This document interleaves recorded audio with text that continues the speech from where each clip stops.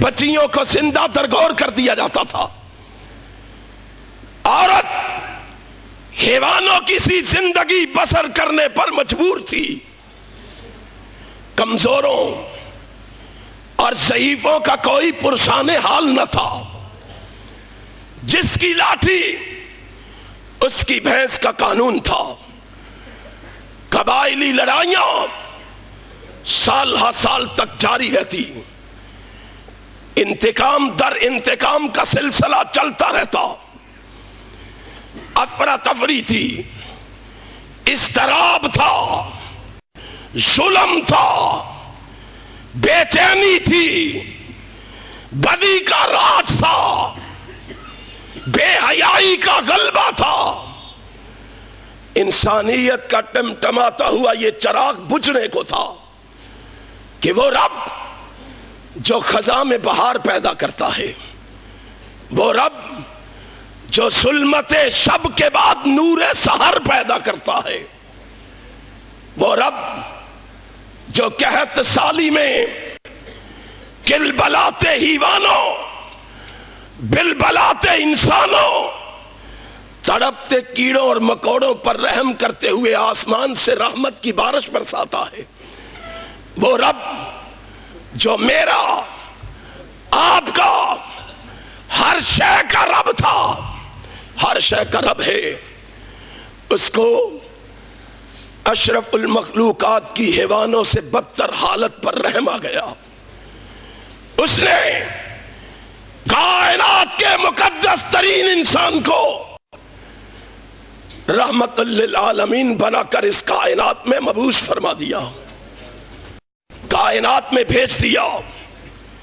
امام کائنات کائنات میں بڑا مقام و مرتبہ پا کے اس کائنات میں جلوہ گر ہوئے. رحمت کائنات کو بڑی عظمتوں سے، بڑی رفعتوں سے، بڑی معرفت اور بلندیوں سے نوازا گیا. اور اس کی عظمت کا تذکرہ رب کے قرآن نے کیا، جناب محمد کے سچے فرمان نے کیا صلی اللہ علیہ وسلم. لیکن اور میں اس کی عظمتوں کا تذکرہ اہل حدیثوں، اپنے اور تمہارے مرشد و مخدوم حضرت علامہ احسان ظہیر کے الفاظ میں سنائے دیتا ہوں. بھلا دیا تم نے اس مرد مجاہد کو، خاموش کر دیا تم نے جماعت کے اس محسن کو. سن لو، اس کی آواز لاہور کی گلی کوچوں میں آج بھی گونج رہی ہے کہ اہل حدیثوں، سر اٹھا کے جیو، گردن اٹھا کے چلو. اللہ نے تمہیں وہ پیغمبر عطا کیا ہے کہ وہ تو وہ تھا کہ جب چلتا تھا تو جبریل اس کی رکاب تھامتا تھا، اور وہ تو وہ تھا کہ جب نگاہ آسمان پہ ڈالتا تھا تو قبلہ تبدیل ہو جاتا تھا. وہ تو وہ تھا کہ جب اس کے دل سے ہوک اٹھتی تھی تو کائنات بدل جاتی تھی. وہ تو وہ تھا کہ جس کی حرکتوں کو رب نے قرآن کے حروف بنا دیا تھا. وہ تو وہ تھا کہ جس مسجد میں اس نے ایک نماز پڑھی تھی، اللہ نے اس مسجد کی ایک نماز کو 1,00,000 نماز بنا دیا تھا. اور وہ تو وہ تھا کہ جس قبرستان میں کھڑے ہو کے اس نے اپنے مریدوں کے لیے دعا مانگی تھی، اللہ نے اس قبرستان کو جنت قرار دے دیا تھا. وہ تو وہ تھا کہ جہاں خود لیتا تھا وہ روضۃ من ریاض الجنہ بن گیا تھا. وہ تو وہ تھا کہ نگاہ اٹھاتا تھا تو جبریل بھاگا چلا آتا تھا. وہ تو وہ تھا کہ نگاہ بدلتا تھا میکائیل آ جاتا تھا. وہ تو وہ تھا کہ پیشانی پہ بل پڑتے تھے تو فاروق تلوار بدست ہو جاتا تھا.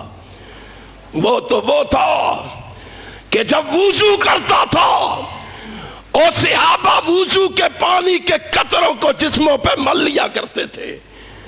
وہ تو وہ تھا کہ جب تھوکتا تھا تو صحابہ تھوک کی ایک چھینٹ بھی زمین پہ پڑنے نہیں دیتے تھے. اور وہابیوں تمہارا آقا تو وہ تھا کہ جو زندگی میں ایک دفعہ ایمان کی حالت میں اسے دیکھ لیتا تھا رب ہمیشہ کے لیے اس پہ جہنم کی آگ کو حرام قرار دے دیتا تھا. اس عظمت والے پیغمبر کو، امام کائنات کو، رحمت کائنات کو رب کائنات نے کائنات میں رحمت للعالمین بنا کر بھیجا اور انسانیت کے لیے ایک دستور دے کے بھیجا، راہ زندگی کا نور دے کے بھیجا، ہدایت کا منشور دے کے بھیجا. امام کائنات کائنات میں آئے، نبی نے اس بگڑے ہوئے معاشرے کو، نبی نے اس ظلم و ستم کو، نبی نے اس بے سکونی کو کس طرح ختم کیا؟ اللہ کے قرآن کی تبلیغ سے، اللہ کے قرآن کے واعظ سے. آج ہم نے قرآن کریم کو کیا سمجھ لیا ہے؟ آج ہمارے نزدیک قرآن کریم کا کیا مقام و مرتبہ ہے؟ دعوے بڑے ہیں ہمارے، ہمیں اللہ اور رسول سے بڑی محبت ہے، ہمیں اللہ اور رسول سے بڑا پیار ہے. اللہ اور رسول سے پیار کی نشانی کیا ہے؟ جی میں سال بعد جھنڈیاں لگاتا ہوں. بھائی نشانی کیا ہے؟ میں جلوس نکالتا ہوں. نشانی کیا ہے؟ میں نعرے لگاتا ہوں. تمہاری محبت کی نشانی کیا ہے؟ میں دیگیں پکاتا ہوں.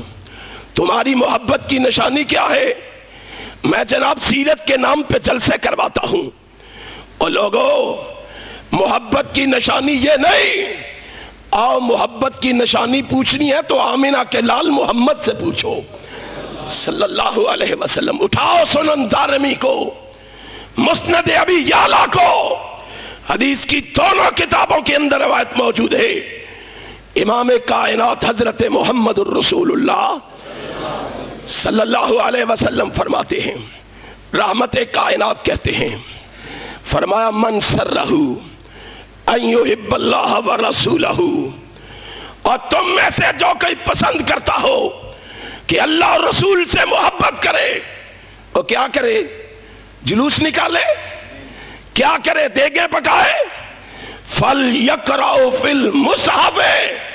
میرے پیغمبر نے کہا اگر چاہتے ہو کہ اللہ اور رسول سے محبت کرو تو جاؤ اللہ کی نازل کردہ کتاب قرآن مجید کو پڑھنا شروع کر دو. قرآن مجید کی تلاوت کرو، قرآن مجید کی ورقگردانی کرو، قرآن مجید کو پڑھو. آج ہم کیا کرتے ہیں؟ آج ہمارا وتیرہ کیا ہے؟ آج ہم کس ڈگر پہ چل نکلے ہیں؟ آج ہمارا راستہ کون سا ہے؟ قرآن مجید کو پڑھتے ہیں یا اس کو حریر و ریشم کے غلابوں میں لپیٹ کر پرچھتیوں پہ رکھتے ہیں؟ اس کو چومتے ہیں یا پڑھتے ہیں؟ خدا کی قسم اگر قرآن کو یوں پڑھتے ہوتے، قرآن کی تلاوت کرتے ہوتے، آج یہ ہماری کیفیت نہ ہوتی. قرآن پڑھا ہوتا، لوگوں کی زبانوں کو بند کرنے کے لیے ہمارے پاس دلائل اور براہین ہوتے. تمہیں پتا ہے قرآن پڑھتے تو قرآن کیا کہتا؟ قرآن کیا درس دیتا؟ من قتل نفسا بغیر نفس او فساد فی الارض فکأنما قتل الناس جميعا. ہم پڑھتے تو لوگوں کو بتاتے کہ اسلام کیا کہتا ہے، لوگوں کو سناتے کہ قرآن کیا کہتا ہے. آج پراپوگنڈا کرنے والوں کی زبانوں کو بند کرتے. اور لوگوں، آج اسلام کے خلاف پراپوگنڈا کیا جا رہا ہے. اسلام کے خلاف لوگوں کو یہ سبق پڑھایا جا رہا ہے کہ اسلام ایک دہشت گرد مذہب ہے، اسلام دہشت گردی کی تعلیم دیتا ہے. اسلام کا یہ دائی محمد جو ہے یہ خونخوار پیغمبر ہے. اسلام کی تلوار سے لوگوں کے بے گناہ خون کی بو آتی ہے. آج مسلمان بھی خاموش ہیں، آج غیر مسلم بھی خاموش ہیں، اور اسلام کو تانے دینے والوں، تمہیں نظر نہیں آتا کہ برما میں کیا ہو رہا ہے؟ تمہاری زبانوں کو تالے کیوں لگے ہوئے؟ اسلام کو تنقید کا نشانہ بنانے والوں، تمہیں نظر نہیں آ رہا؟ اور قرآن کیا تعلیم دیتا ہے، قرآن کیا کہتا ہے، اور تم قرآن اور حدیث کے بارے میں تم کیا کہتے ہو؟ اللہ کی قسم کھا کے کہتا ہوں، اسلام کو تانے دینے والوں، کیا تمہیں پتا ہے؟ اور مسلمانوں، ہم بھی خود غرض ہو گئے ہیں۔ آج ہمارے اندر بھی وہ دل نہیں رہا جو ایک مومن اور مسلمان کے اندر ہونا چاہیے۔ ہم بھی خود غرض ہو گئے ہیں۔ ہم کہتے ہیں ہم عیش و عشرت کی زندگی گزار رہے ہیں، بعد مرتے ہیں مسلمان تو مرتے رہے، کٹتے ہیں مسلمان تو کٹتے رہے۔ اور مسلمانوں، افسوس ہے، کیمپ لگانا تو ہمیں یاد ہیں، لیکن مسلمانوں کے اس ظلم اور بربریت کے خلاف آوازہ حق بلند کرنا ہمیں یاد نہیں ہے۔ زبانوں کو تالے لگائے بیٹھے ہیں۔ آؤ، کیوں نہیں اٹھتے ہو اور اسلام کا سچا اور سچا نقشہ کائنات کے کفر کے سامنے کیوں پیش نہیں کرتے ہو؟ کائنات کو کیوں نہیں بتاتے ہو کہ دہشت گرد کون ہے؟ اور میں تمہیں بتاتا ہوں، امام کائنات حضرت محمد الرسول اللہ صلی اللہ علیہ وسلم نے اپنی زندگی میں چھوٹی بڑی لڑائیاں ٹوٹل پتہ ہے کتنی لڑی ہیں؟ 82 لڑائیاں، چھوٹی بڑی لڑائیاں سب جمع کی جائیں، نبی نے 82 لڑائیاں لڑی ہیں۔ کس کو تانے دیتے ہو؟ کس اسلام کو؟ اس اسلام کو۔ اب 82 جنگوں میں جانتے ہو کتنا جانی نقصان ہوا ہے؟ کبھی غور و فکر کیا ہے 82 جنگوں میں کتنے لوگ مارے گئے ہیں؟ جاؤ تاریخ کی ورقگردانی کرو، تاریخ سے سوال کرو، تاریخ تمہیں جواب دے کہ 82 جنگوں میں 1157 لوگ سارے مارے گئے۔ کتنے؟ 1157۔ 310 مسلمان ہیں، 847 کافر ہیں۔ کتنی جنگوں میں؟ 82 جنگوں میں۔ ذرا تاریخ کو کھولو، اور اسلام کو الزام دینے والوں، اور اسلام کے بارے میں باتیں کرنے والوں، اور خاموشی سے سن کے گھروں میں آرام کی نیند سونے والے مسلمانوں، تم بھی سنو اور لوگوں کو بتاؤ کہ اسلام کیا ہے، قرآن کیا ہے، محمد الرسول اللہ کا فرمان کیا ہے، آقا کائنات کی حدیث کیا ہے۔ امام کائنات علیہ السلام کے بارے میں پروپیگنڈا کرتے ہو، اور میرے نبی کی 82 جنگوں میں 1157 لوگ مارے گئے ہیں۔ آؤ میں تاریخ کے اوراق کو پلٹتا ہوں اور تمہارا چہرہ تمہارے سامنے رکھتا ہوں، اور پھر تمہیں آئینے میں تمہارا چہرہ دکھاتا ہوں، پھر کہتا ہوں کوئی ہے جو عدل و انصاف کی آواز کو بلند کرے، ان ظالموں کو بتائے کہ دہشت گرد کون ہے۔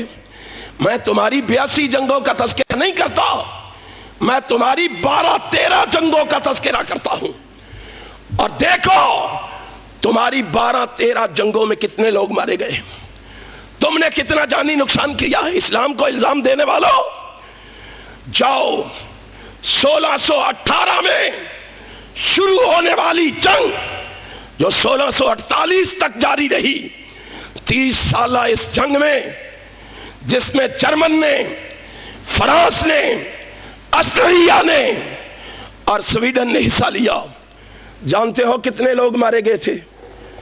1,20,00,000 انسان مارے گئے تھے۔ 1 کروڑ۔ اور اسلام کو الزام دینے والوں، مسلمانوں، اس اسلام کا سچا اور سچا چہرہ لوگوں کو کیوں نہیں دکھاتے ہو؟ کیوں غفلت کی نیند سوئے ہوئے ہو؟ کیوں میدان عمل میں قدم نہیں رکھتے ہو؟ کیوں بزدلی کی چادر اوڑھ کے آرام سے گھروں میں سو گئے ہو؟ اٹھو، میدان عمل میں قدم رکھو، اور جرأت سے لوگوں کو بتاؤ اسلام کیا ہے اور تمہارا کفر کیا ہے۔ آؤ 1618 کی بات چھوڑو، آگے چلتے ہیں۔ 1857 کی بات کرتے ہیں